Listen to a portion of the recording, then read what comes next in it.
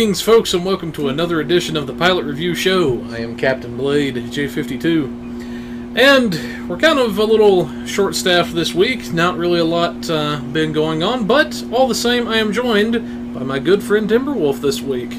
What's up, guys? So, we're basically two-manning the show this evening, but we do have a few little nitpicky things we did want to go ahead and talk about for you guys. The first of which is actually our Discover New Adventures blog. This was the blog that we had on PC for the start of the new Discovery content. That's going to be coming up pretty soon for you guys on console. But basically kind of touches base on what is going on in that timeline of Discovery from the perspective of the cadets. And yeah, that's about all I can really say without giving too much away of our blog. Any comments from you, Sir Timber? I mean, not really. I kind of figure, you know, if they're following Pilot Review a good bit, or they follow my channel, you've already seen a lot of what's coming for Age of Discovery. That's coming to you guys on console, and it's not a lot right now, but it's more of a progressive rollout if you watched one of their more recent live streams. But for you guys that like Age of Discovery and you're playing console, this is finally coming to you. And you finally get to enjoy it, I guess, more so than just having the lockbox out there. So, hope you have fun with it. Yeah, that about sums that up. Like I say, we don't want to give away too much, because we don't want to be known as that guy, quote-unquote. Then if you're somebody that's already seen it, well, you know what happens. But, moving along, we actually have our Let's Play series that they've teamed up with MMO Huts to produce, sort of a little Let's Play thing based on Star Trek Online. But yeah, Sir Timber, you had some, you read through some of this. What's your thoughts?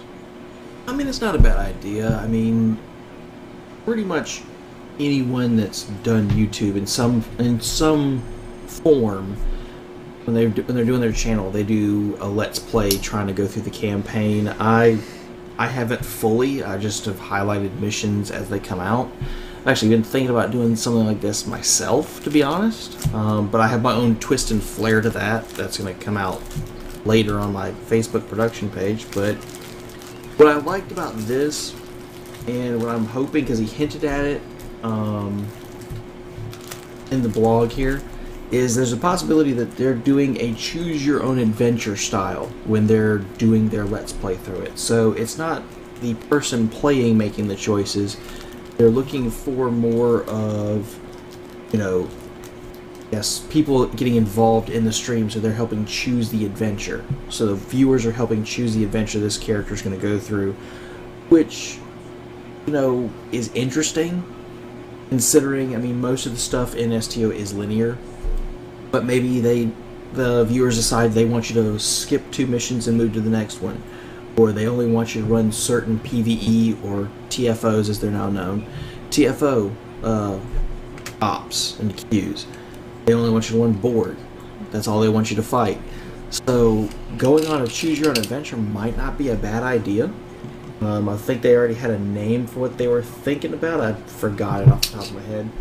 I really don't want to have to scroll through this to find it for what they might call it, but I mean, it's always nice to see a Let's Play through STO. A lot of us have been playing for years, so it doesn't seem that fresh and new to us. So to see it from someone else's perspective is always a good thing to have. Okay, that makes sense. And I guess I can kind of understand that, especially maybe for some of the newer players coming in with Discovery and that have come in on console over the short duration console's been out, so okay. But moving along to our third and final article of the evening, like we said, not really a lot went on this week, and what, 5 minutes in and already just about to the budget build. Well, can I talk about the elephant in the room? Oh Lord, here we go. I just want to talk about the elephant in the room. It's real quick. We would have gone over Arena of Sompek, however, it was broken and taken away about an hour in, so I know I've seen people in multiple chat channels, they've been having to get this brought to their attention because they're coming in and wondering where it's at. From what we were seeing, a lot of players were seeing when you went into Sumpec, it would load straight to round 2 instead of starting off at round 1, and nothing would spawn. Or things would spawn in the first round, but the first person that put down a turret or a mine, all of a sudden it would break the instance. And they could not fix it in time to make it a weekend event, so they gave us the Borg red alert instead, which the last time we had it, it's something we discussed. It's really good for getting a lot of marks for those reputations that are hard to do nowadays, like Lucari or competitive war games, or just to really stack up on fleet marks or what have you. But that's kind of the elephant in the room for this past week, is we're waiting for Sumpec to come back so we can talk about the new reward for the ground set and everything.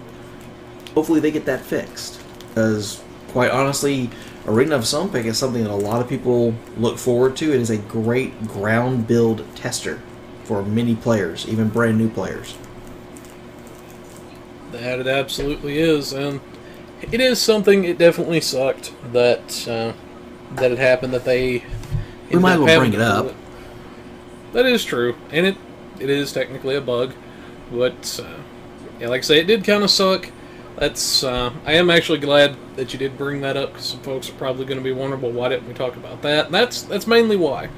Yeah, is because of the issues that had happened. And every once in a while, something's going to happen. Technology is fickle at best. You and I both know this. Yeah. And a lot of our viewers out there know this.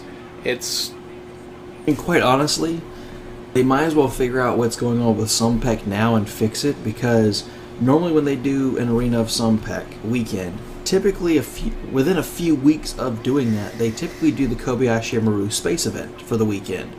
And if it's something that can transition bug-wise, if they don't fix it for Sumpec and make Sumpec working, it could go to the space event as well, and then we lose out on that weekend on top of that. So we gotta wait a week or two to get Sumpec back and fix it. At least if this crops up with Kobayashi Maru, they have a better idea of what might have caused it, because it could be a domino effect as far as events. And that is a very good point. And keep in mind as well, folks, like I say, they didn't want it to be bugged any more than any of the rest of us did. But like we say, it's just sometimes stuff happens, doesn't go as planned. Not really much that they can do about it, except try to get it fixed and hopefully bring it back to us in a timely manner. But with that said, moving to our patch notes from the 24th, there's a decent amount of them, but we'll go through those really quickly. Resolved an issue that prevented Discovery-era Klingon ships from awarding skill points when defeated. Now, we have heard some folks saying that is still a thing. If you are seeing that and they're still not awarding, please let us know so that we can pass it along to them. It says, resolved an issue that could sometimes cause players to be stuck in sector space after completing Children of War. Resolved issue which caused owners of the Herc Ravager Escort Carrier or Herc Assembly Multi-Mission Science Vessel to be unable to purchase swarm fighters from various stores.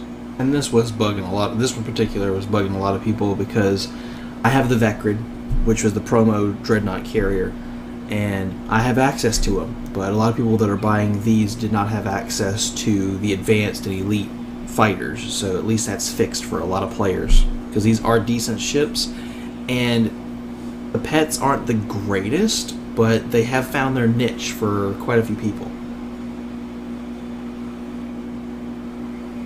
Okay. Makes, I can see why that would annoy quite a few people. Yeah. It'd be like buying, you got, your players that have the T5 Galore class, and they have access to spiral waves, but someone buys a T6 Keldon and they don't have access to spiral waves. Yeah. I can see why people would be kind of ticked off about that one. Can definitely see, which I'm glad they got that fixed. I absolutely am, because that's a major deal breaker for those ships for a lot of people, I would say. Resolved an issue that prevented level 55 captains from being able to turn in the new officer mission, which I heard a lot of people talking about, actually. Resolved issue that was causing the mission secrets to be available during the tutorial. Don't think I saw that one. Neither did I. Well, it's good to know that they're catching stuff that even we didn't see. Yeah. Organized various items in the C-store, and then moved a few little bridge things officers. around. Yep, that's what it's looking like. And then, Discovery Era Captains may now purchase era-appropriate ground weapons at the Academy after completing the tutorial. Resolved issue that caused some of the kit modules from the Sworn Lockbox to be bound to your account before they were equipped. Yeah, that's a big deal. Yeah. Resolved for people that sell them. Absolutely. Resolved an issue where the personal mobility shield item did not properly convert to a dynamic item when upgraded. Interesting. Resolved an issue where the dynamic reroute impulse engines would lose its flight speed bonus when upgraded. If I remember correctly, that is a Romulan mission reward. One of the Romulan missions for everybody. Same with the Numiri regenerative shield. It's in one of the missions near that particular shield. That's a mission reward bug. And then finally updated the display names of some Discovery Era pistols to closer match existing naming conventions. So it seems like some pretty big quality of life fixes that needed to happen. Or quality of life bug fixes, I should say. And some minor stuff as well, so not too bad. Now, I did think of something while we were reading this, Dartblade. Okay. When was the last time before this past weekend that Arena of Sumpec was around? Last time I remember that was whenever we had that the 2-week version of it popped up. Was it before June? Possibly. Crazy I thought. think it was. Okay. Just crazy thought here, because we wrote about the level 55 captains not being able to turn in new missions. One possible thing that could be explained with Sumpec, if we haven't, like I said, I'd have to look through all the different weeks and go back through lots of notes we've had.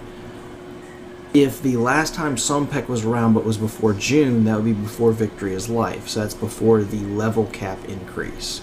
And maybe the level cap increase was part of the bug for Arena of Sumpec. I mean, it wouldn't be the first time. That would make sense. Because there were issues when they did Delta Rising, when they went from 50 to 60, there were issues with a lot of the queues then because of the level cap increase, and they had to go through a lot of balancing because of it. So, I'm not saying that's the problem from this past week, but it could have been a contributing factor. If this is the first time we've had it since Victory is Life. Like I said, I can't remember. That is definitely an interesting theory, good sir. But, yeah. Anyways, it's pretty much what we've got for our articles this evening. Like we said, not really a lot happened this week. It's, kind of a slow week. Maybe next week will be different. And somebody got a text message. Yeah, I did. But, moving right along, we have our budget build for the evening.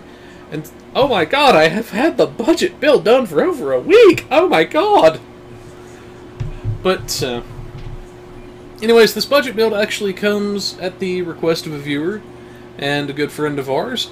And what he actually wanted was a Steam Runner tank. He wanted it to be a high-end build.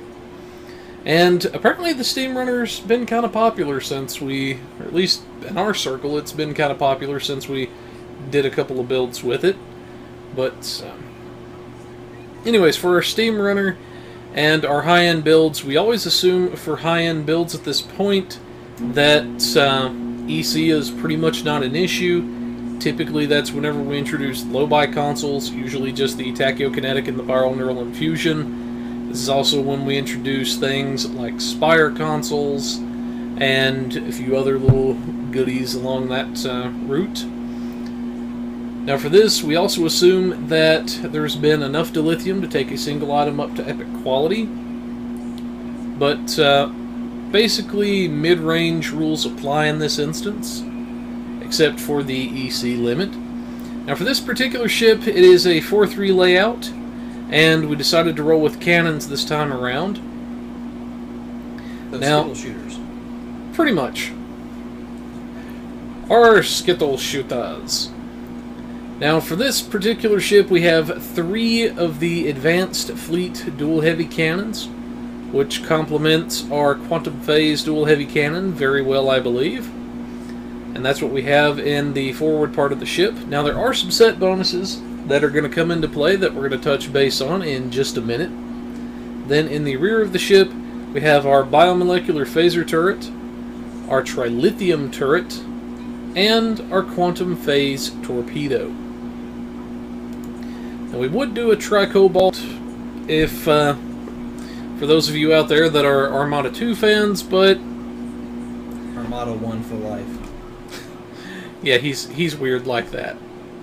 But we just felt that the quantum phase in this instance would do a lot more for the ship. Then for the shields, the engines, the deflector, and warp core, this is actually the personal favorite set of mine in game at the moment still, and that is the Kobali set. And the user that requested this actually has access to a SAMSAR, so we figured, what the heck, why not use what we have available to us? Now in this instance, you actually get the warp core from the SAMSAR itself. Now the SAMSAR was offered as the 5th year anniversary ship, which you can now get from the Phoenix prize packs if you weren't around during the 5th anniversary or otherwise missed it. And if you're wanting to tank, I'm going to highly advise considering picking that ship up, if nothing else but for the console it gives, even if you have a set that you like really well already. But the main reason we wanted to go for this is, of course, the set bonuses, which, like I said, we'll take a look at in just a moment and explain why. Devices, you've got 2 slots. We usually like to assume devices are personal preference. In this instance, we will still recommend the subspace field modulator coming from the skirmish mission. Then we also have, for our consoles, we have 4 engineering, 2 science, and 5 tactical. Now for our tactical consoles, these are the vulnerability locators from the fleet. These are going to give us the plus phaser mod. Then for our engineering consoles, we have the reinforced armaments, which is going to give us a very nice 2-set bonus to play with. We also have our bio-neural infusion circuits. This is going to be worth around 25% critical severity just by having this on the ship, which is a huge deal. We have our tachyokinetic converter, which is basically an assimilated module and an RCS slammed into one thing. It's going to give a nice chunk of crit chance and severity, as well as a good bit of turn rate. For our science consoles, we have our temporal disentanglement suite. This is going to give us a nice little chunk of shield capacity, as well as some shield damage resistance. And the great thing about this is also a stacking damage buff depending on what your aux power is at. Or scaling, I should have said it, instead of stacking. So it starts out at a decent thing and could get a little bit higher. So this is one of those consoles that kind of gives you something to all 3 areas, just about it, and is an all-around great console to have. Then finally we have our hydrodynamics compensator. And for the bonuses that this console gives on its own, I don't think are too terribly much to write home about, but the real strength of this is going to be in the set bonus that it grants. And we're going to take a quick look at our set bonuses in game because they are very integral to the build and very important to it. Now for our quantum phase, we're actually going to be using just the 2 set in this case, and apparently it's going to be a jerk and try to make me equip the item.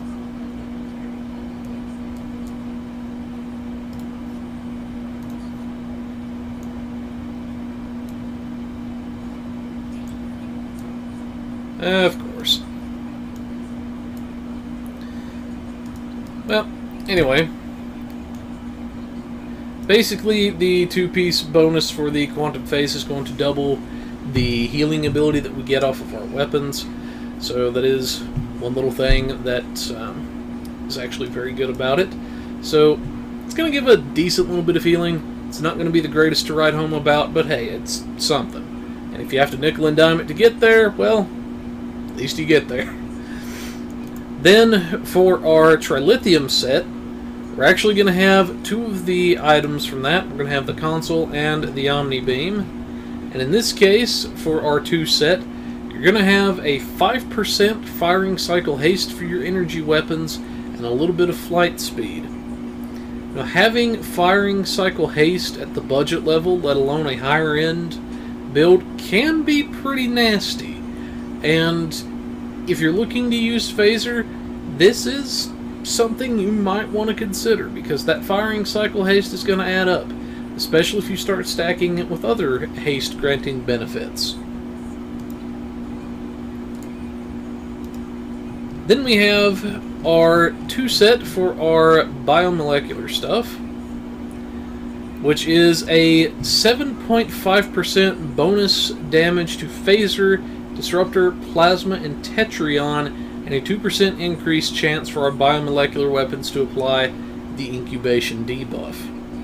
Now, what is so significant about this is actually Category 2 damage. Basically meaning it is calculated slightly different from Category 1. Category 1 damage, basically think of that as buffing purely your base damage, whereas this kind of comes in after the fact and looks at everything and gives you a lot more. So that's going to be a big deal to have at the budget level, is this kind of a benefit. And it seems the Wolf of Timber has exploded. No, I'm here. I'm just checking something real quick. I'm looking at your build. I'm just making a few notes. And the tireless brain of his, always going. What I do? Yes, he does. Now, the real strength in the Kobali set is actually going to be, especially in the 4-piece that it gives. Now, the big reason we have this here is for that 4-piece. That's going to be some very great healing, and also some nice buffs around the different sets, which include cooldown reduction, as well as an amp mod on the Warp Core itself, and that very nice shield capacitor, which heals you and quite a few people around you for a very large chunk, if not all of your shields. Now, the 2-piece is pretty much self-explanatory. 60% bonus to hull regen, which increases as HP decreases. So basically increases the regen rate of your hull. Then for the 3 set, you have, when receiving damage while at 25% or less, you get the 15,000 temporary hit points for 15 seconds, and that can occur once every 2 minutes. So, pretty decent little 3 set. The real strength is in the 4-piece. It's a 5-kilometer sphere, it's a 20-person max, 2-minute recharge, and you to self and nearby allies for 15 seconds gain 20% of incoming energy damage as healing, maximum of 20 times a second, always heals between 100 and 20,000 points of healing. Now, we've actually done the math, and you're looking at, assuming you get all the healing, the maximum, you're looking at about 400,000 points of healing every second, or roughly 6 million points of healing over the duration of this power. It's going to take quite a bit of damage to get past that. So generally, by and large, if you're using the Kobali set, if you have to draw on the 4-piece, then that's going to keep you alive through most of anything this game could throw at you.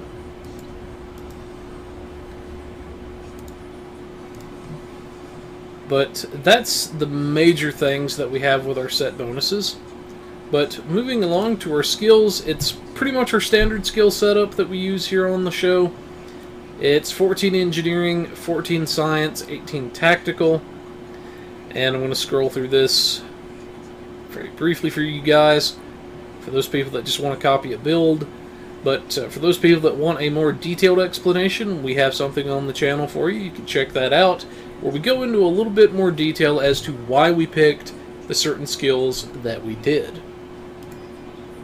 Now for this particular ship, to kind of give it a balance of damage and survival, because we want it to be able to deal a good bit of damage, but we also want to stay alive, we went with Intelligence Primary and Miracle Worker Secondary to kind of balance that out. Then, for our traits, if I could remember how to buttons on this this builder. Since we're assuming that we're going for a high-end build, we don't really care as much about EC costs at this point. One of the first traits we have is the Context is for Kings, and it gives either a damage resistance boost or a decent boost to your damage if you've been shot or if you haven't. So potentially some damage resistance or a damage boost. Either way you win in that case. Then we have our Deft Cannoneer, which is our R&D trait. Gives a little bit of turn rate and inertia when activating cannon skills. And we always like to assume you've leveled at least one of the crafting schools, and in this case we're going to assume that cannons is what you've leveled. Then we have our Cannon Training, which is going to be free cannon damage. Elusive for free defensive value. Then we have the Grace Under Fire, career-specific trait. If you're not an engineer, but you're interested in using the build, swap in your own career-specific trait, and you are good to go. And finally, we have Fleet Coordinator for free damage based on the amount of people in your party. Minimum of 2%, maximum of 10%. Then we have our Point Blank Shot, which is going to give us a nice damage boost the closer we are to the target, up to a certain maximum. Then we have Repair Crews. While we're in combat, we're going to gain a stacking hull resistance and regeneration boost, which is always very nice. And then we have our Redirected Armor Plating, which is going to give a temporary boost to damage resistance whenever we get shot on the sides or from behind. And since this is an escort type of ship, that's going to be a very good thing to have, especially when you start doing the strafing runs. Now, even though this is a higher end build, we still don't like to assume what traits people might have, but in this instance, we went with the best defense from the House Peg mission that grants a hull healing buff along with the normal effects to our attack patterns. We have our predictive algorithms from Intel, because this is one trait that I know for a fact our user has said that he has. And also from Intel that we're running. We're also using the Going the Extra Mile, which is a nice little thing that comes from our Miracle Worker. For our Space Reps, pretty much our standard loadout. The Advanced Target Systems for the Severity, Precision for the free critical hit chance, Magnified Firepower for a static Cat 2 damage bonus. Then we have our Aux Power Offensive, which is going to give an accuracy boost and damage boost based on our Aux Power level. Finally, we have our active reputation traits, which include our Anti-Time Entanglement Singularity. This is going to be a nice little AoE kick in the pants to foes and a physical damage and slow. Biomolecular Shield Generator, which is the little green ball you see people use in certain missions. Gives a bit of shield healing as well as damage resistance to the shields. Then we have our Deploy Sensor Interference Platform, which is a nice little "oh crap, I'm gonna die" button. At least the way we like to use it. And it will taunt enemies to itself until it is either destroyed or until the time runs out, whatever of those two things happens first. Then we have our Quantum Singularity Manipulation. This is a very nice thing that gives a sizable chunk of boosting to your science stats for the duration, as well as granting a temporary cloaking effect. Now, to get more bang for your buck, throw any exotic buffs you may have first, follow with Quantum Singularity Manipulation, then crack off Anti-Time, and you'll get quite a bit of bang for your buck in this instance. This brings us finally to our bridge officers. Now, for this particular ship here, you're kind of locked into what you have. You've got 2 Lieutenant Engineerings, a Commander Tactical, Lieutenant Commander Tactical, and an Ensign Science. That was the only real complaint that I think most people had against the Steam Runner as far as BOF seating went, was that you're locked into a specific setup, which does kind of suck in that aspect. So for Ensign Science, since it's the easiest one to explain, we have our Hazard Emitters 1. This is going to give a nice heal over time effect, as well as purging certain things like Borg Plasma Fires. On the first of our Lieutenant Engineerings, we have our Engineering Team 1. This is going to give some nice hull healing, as well as purging Viral Matrix effects. Then we have our Reverse Shield Polarity to recharge our shields in a pinch off of incoming damage. Finally, we have our Emergency Power to Engines 1. This is going to be a nice little get the heck out of Dodge thing. It's going to boost our engines, as well as help us get around easier. And then we also have our Emergency Power to Weapons, which is going to be a nice little damage boost to our weapons. Then finally comes to our Tactical Powers. We're going to start with the Commander seat, where we have a Tactical Team 1. It's going to redirect our shields and give certain damage benefits. Then we have a Torpedo Spread 2. Nice little kick in the pants from our torpedo. Then we have our Rapid Fire for single targets. Then Scatter Volley for more AoE type of targets. Then we have in our Lieutenant Commander Tactical our Torpedo High Yield 1. We have our Attack Pattern Delta that we're going to be using since we're going to be tanking. And then finally our Focused Assault 2, which is going to be a nice little debuff that is going to get placed on foes. So it is very tack heavy.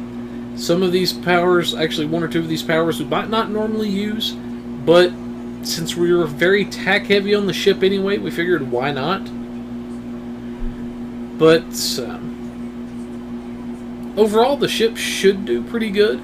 It's got a lot of survival built into the ship, and yeah. But comments from you, Sir Timber?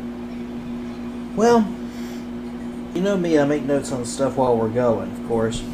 As well, that's what I'm good at over here. Quite honestly, I wouldn't change too much going on what you're going for here with an engineer. However, one of the traits to me with what you're doing, as far as the sets that you got, to me, one of the powers is not needed.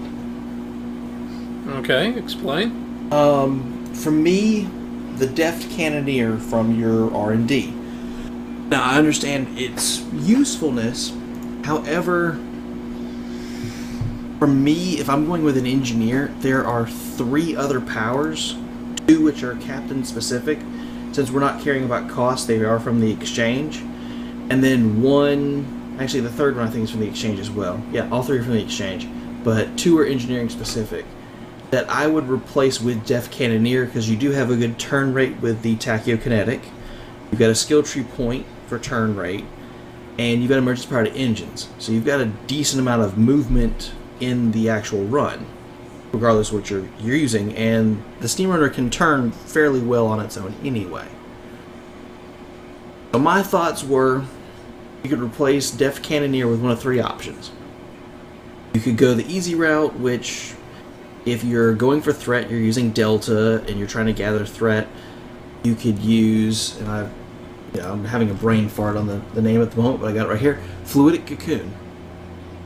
You're getting hit with, weapons, you're getting hit with kinetic weapons, it'll boost your outgoing energy damage. And it can stack 3 times.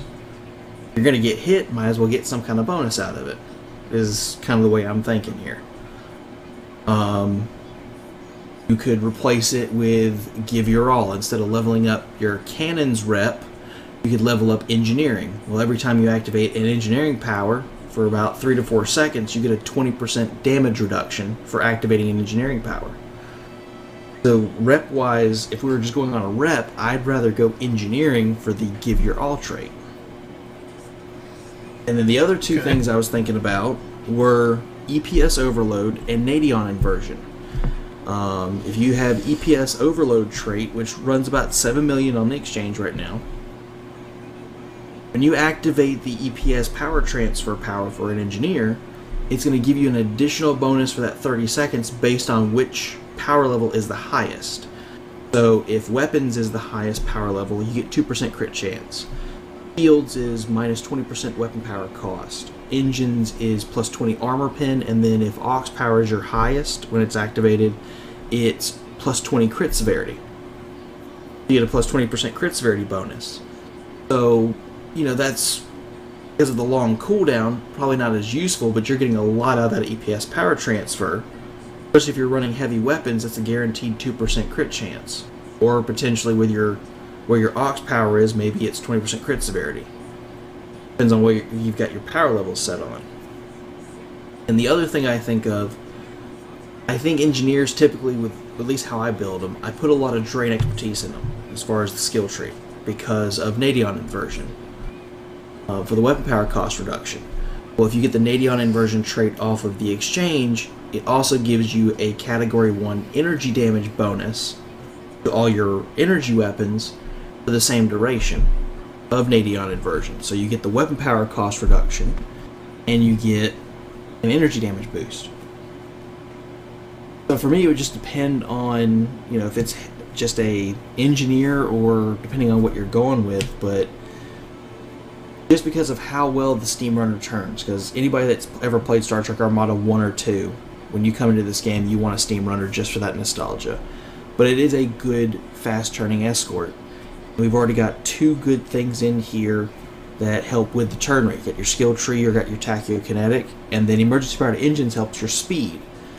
I figure with those 2, the Deft Cannoneer is a nice option, but you could get more elsewhere. And that's about all I would change, is I would just use one of those 4 other personal space traits in that spot, and then I'd leave pretty much everything else alone with what you got, because it's what you're building for, it's not that bad. Okay, definitely some good options there. And like I say, we do like to give a little bit of back and forth to give people perspectives, because what we give here is basically a template. You can take it, you can apply it, and hopefully make something pretty good out of it. But anyways, that's pretty much what we've got for a show this week. Like I say, not a lot really went on. I think our budget build here is actually the longest segment that we had. But, yeah. That's pretty much what we have for now. But on our way out, folks, a shout out to our good friends over at the Temporal Armada. Very cool bunch of people. Be sure to check out their program as well. Also a shout out to our other good friends over at the Kurtang Pirate Radio. The party is there. And they really have a good selection of music, I gotta give them that. Yeah. That's why we usually stream their stuff through our music bot here in the TeamSpeak. But, as well, if you've got any requests for a budget build, feel free to let us know. We do take requests, as you can see. The one came from the request of a viewer today. And let us know, you know, hey, this is the ship I've got, this is what I'm looking to build, this is what I want to do with it, or I've got maybe a high-end budget, or maybe just a mid-range, or maybe all I've got is a bare-bones budget, and whatever your budget level, whatever you're looking to do, we'll see if we can't help you out. If you think that your gear is in order, and maybe it's your piloting that needs a little bit of work, and you're looking for help in that department, get a brief little video clip of your piloting to us so we can see where you're at, and we can offer tips and tricks to improve in that department as well. If you have any bugs, feel free to let us know. We'll be sure to pass those along to the devs, because they don't like bugs any more than you or I do. And we all want the game to work well and stick around for as long as it can. Finally, if you have any requests for the RP Corner, feel free to let Artie know, and he just might talk about your request on air. But anyways, folks, that's what we've got for a show this week. Hope you guys have enjoyed it. Like we say, not really a lot going on this week. Maybe next week will be more eventful. But for now, folks, this is the Pilot Review Show, reminding you to have your tribbles spayed or neutered. Goodbye, everybody. See ya.